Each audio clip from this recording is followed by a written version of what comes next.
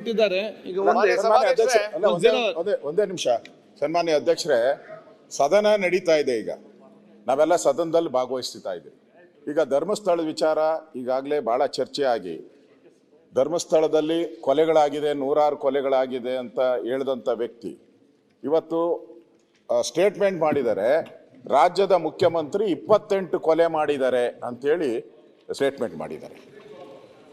ಸನ್ಮಾನ್ಯ D K Shivakumar ಅವರು ಮುಂದೆ ಬಂದು ಉತ್ತರ ಕೊಡಬೇಕು. ಅದನ್ನೇ ಕೇಳ್ತಾ ಇದ್ದೀನಿ ಸನ್ಮಾನ್ಯ ಅಧ್ಯಕ್ಷರೇ. ಈ ಥರ ಸದನ ನಡೆಯುವಾಗ ಒಬ್ಬ ರಾಜ್ಯದ ಮುಖ್ಯಮಂತ್ರಿಗೆ 28 ಕೊಲೆ ಆಗಿದೆ ಅಂತ ಹೇಳಿದ್ರೆ ಈ ರಾಜ್ಯದಲ್ಲಿ ಏನು ಗೂಂಡಾ ರಾಜ್ಯ ನಡೀತಾ ಇದೆ ಇದು?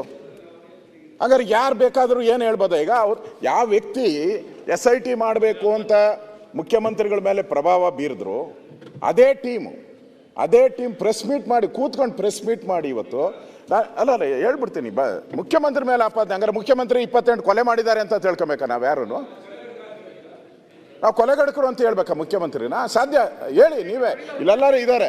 ಏನಾಗಾರಿ ಏನು ಈಗ ನಾನು ಹೇಳೋವಂಥದ್ದು, ಸದನ ನಡೆಯುವಾಗ ಈ ಥರ ಅವನ ಮೇಲೂ SIT ರಚನೆ ಮಾಡ್ತೀರಾ? ಈಗ ಅವನಿಗೊಂದು ಮುಸ್ಕ್ ಹಾಕ್ತೀರಾ? ಇನ್ನು 15 ದಿನ ಅದೇ ಸೀರಿಯಲ್ ನಡೀತತ್ತ? ಅವ್ನು ಹೇಳಿದ ಕಡೆ ಎಲ್ಲ ಗುಂಡಿ ತೆಗಿತೀರಾ ನೀವು? ಏನು ಮುಖ್ಯಮಂತ್ರಿ ಮೇಲೆ ಆಪಾದನೆ ಮಾಡಿದ್ರು ಏನು ಈ ಸರ್ಕಾರಕ್ಕೆ ಕಿವಿನೂ ಕೇಳಿಸಲ್ಲ, ಕಿವಿನೂ ಇಲ್ಲ, ಏನೂ ಇಲ್ಲ. ಈಗ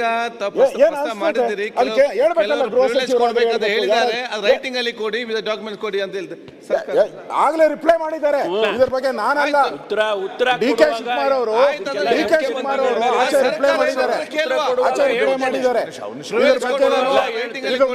ಇವನಿಂದ ಯಾವನಿದ್ದಾನೆ ಅಷಡ್ಯಂತ್ರ ಅಂತ ಕೇಳಿದ್ದಾರೆ. ಆ ಸ್ಟೇಟ್ಮೆಂಟ್ಗೆ ಮುಖ್ಯಮಂತ್ರಿಗಳು ಹೌದು ಅಂತ ಒಪ್ಕೋತೀರಾ ಅಥವಾ ಯಾರು ಆರೋಪ ಮಾಡಿದ್ದಾರೆ ಅವ್ರ ಮೇಲೆ ಆಕ್ಷನ್ ತಗೋತೀರಾ?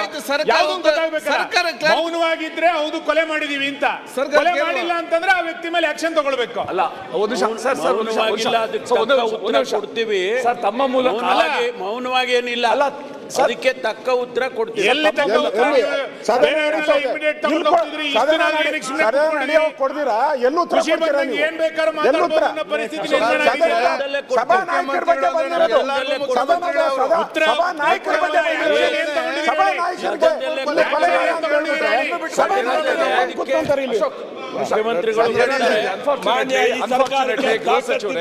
ಮರ್ಯಾದೆ ಇದೆ. ಇಂಗ್ಲಿಷ್ ಅಲ್ಲಿ ತಿಮ್ಮಾರೋಡಿ ಅಂತ ಹೇಳಿದ್ದಾರೆ, ಬಂಧಿಸಬೇಕು ಸರ್ಕಾರ. ಇವತ್ತು ಸಾಮಾಜಿಕ ಜಾಲತಾಣದಲ್ಲಿ ಇವೆಲ್ಲನೂ ಕೂಡ ಅನ್ಟ್ರೀಟೆಡ್ ಸೀವೇಜ್ ಬರ್ತಾ ಇರೋದು.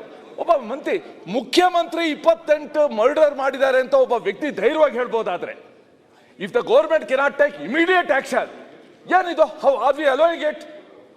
ಮುಖ್ಯಮಂತ್ರಿಗಳಿಗೆ ವಿಧಾನಸೌಧದ 3ನೇ ಮಾಡಲಿರುವ ಒಬ್ಬ ವ್ಯಕ್ತಿ 28 ಮರ್ಡರ್ ಮಾಡಿದ್ದಾರೆ ಅಂತ ಧೈರ್ಯವಾಗಿ ಬಂದು ಸೋಷಿಯಲ್ ಮೀಡಿಯಾ ಮುಂದೆ ಹೇಳುವಾಗ, how can the government tolerate?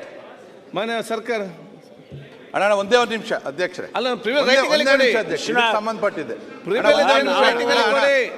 Sir, ಒಂದೇ ನಿಮಿಷ. ಈಗ ಇದಕ್ಕೆ ಮುಂದುವರಿದ ಭಾಗವಾಗಿ ಕಳೆದ ಸರಿ ನಾನು ಒಬ್ಬ ಅಡ್ವೊಕೇಟ್ ಈ ಥರ ಎಲ್ಲ ಮಾಡ್ತಾವ್ರೆ ಅಂತೇಳಿ ನಾನು ಅಸೆಂಬ್ಲಿಯಲ್ಲಿ ಮಾತಾಡಿದೆ ಅಧ್ಯಕ್ಷರೇ, ಜಗದೀಶ್ ಅಂತೇಳಿ. ಅವನು ಅದ್ರ ಬಗ್ಗೆ ನಾನಿಲ್ಲಿ ಮಾತಾಡಿರೋದು ನನ್ನ ಹಕ್ಕು, ಒಂದು ಹಕ್ಕು ನಾನು ಅಸೆಂಬ್ಲಿಯಲ್ಲಿ ಮಾತಾಡಿದ್ದೀನಿ. ಅದಾದಮೇಲೆ ನೆಕ್ಸ್ಟ್ ಹೇಳ್ತಾನೆ, ಅಸೆಂಬ್ಲಿಯಲ್ಲಿ ಒಬ್ಬ ಅಯೋಗ್ಯ ಮಾತಾಡೋನೆ, ನಾನು ಮುಖ್ಯಮಂತ್ರಿ ಆಗೋದಕ್ಕೆ ಏನೇನು ಬೇಕೋ ಅಲ್ಲೆಲ್ಲ ಮಾಡಿ ನನ್ನ ಹೆಸರು ಅಲ್ಲೆಲ್ಲ ಓಡ್ತು, ಮುಂದೆ ಮುಖ್ಯಮಂತ್ರಿ ಆಗಿ ಬರೋದಕ್ಕೆ ಅವ್ನು ಮಾತಾಡೋನೆ ಅಂತೇಳಿ ಒಂದು ಮಾತಾಡೋನೆ. ಧರ್ಮಸ್ಥಳಕ್ಕೆ ನಾವು ಹೋಗಿ ಬಂದ್ವಿ ಅಧ್ಯಕ್ಷರೇ, ಯಾವುದೋ ನಾವು ಪಕ್ಷದ ಜೈಕಾರ ಹಾಕಿಲ್ಲ, ಪಕ್ಷದ ಪರವಾಗಿಲ್ಲ, ನಾವೆಲ್ಲ ಕೂಡ ಭಕ್ತರಾಗಿ ಹೋಗಿ ಬಂದಿದ್ದೀವಿ. ತಾವು ಹೋಗ್ತೀರಿ, ನಮ್ಮದೇನು ಅದರಲ್ಲಿ ಯಾವತ್ತೂ ನಾವು ಅದರಲ್ಲಿ ರಾಜಕೀಯ ಮಾಡಿಲ್ಲ, ಆ ಕಡೆ ಹೇಳ್ದಂಗೆ. ಅದಾದಮೇಲೆ 100 ಕೋಟಿ ರೂಪಾಯಿ ಧರ್ಮಸ್ಥಳದ ವೀರೇಂದ್ರ ಹೆಗ್ಗಡೆ ಹತ್ರ ಬ್ಲ್ಯಾಕ್ ಮನಿ ಇಟ್ಟವನೆ ಅಂತೇಳಿ ಓಪನ್ನಾಗಿ ಹೇಳ್ದ. ಅದು ಹೋಗಲಿ, ನೆನ್ನೆ ಅಲ್ಲೆಲ್ಲೋ ಬ್ರಿಡ್ಜ್ ಮೇಲೆ ನಿಂತ್ಕೊಂಡು ಅಳಾಳ್ಸಂದ್ರದ್ದು ಯಾವುದೋ ಒಂದು ಜಾಗ ತೋರಿಸ್ಬಿಟ್ಟು, ಈ ಜಾಗ ಧರ್ಮಸ್ಥಳದವ್ರದ್ದು, ವೀರೇಂದ್ರ ಹೆಗ್ಗಡೆ ಅವ್ರ ಫ್ಯಾಮಿಲಿದು, ಇವನು ಡಿನೋಟಿಫಿಕೇಶನ್ ಮಾಡಿಬಿಟ್ಟು ಬೇರೆಯವ್ರಿಗೆ ಮಾರಿಸವನೆ ಅಂತೇಳಿ ಮಾಡೋನು. ದಿನ ಅದಾಗ್ತಾ ಇದೆ.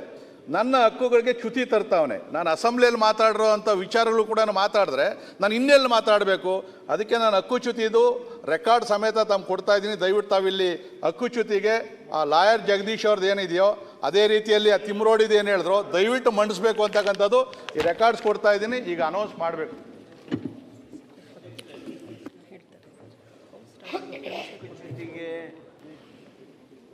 ಮಾನ್ಯ ವಿಶ್ವನಾಥ್ರವರು ಮೂವ್ ಮಾಡೋದ್ರ ಬಗ್ಗೆ ಪ್ರಸ್ತಾಪ ಮಾಡಿದರು. ಅವರ ಹಕ್ಕದು.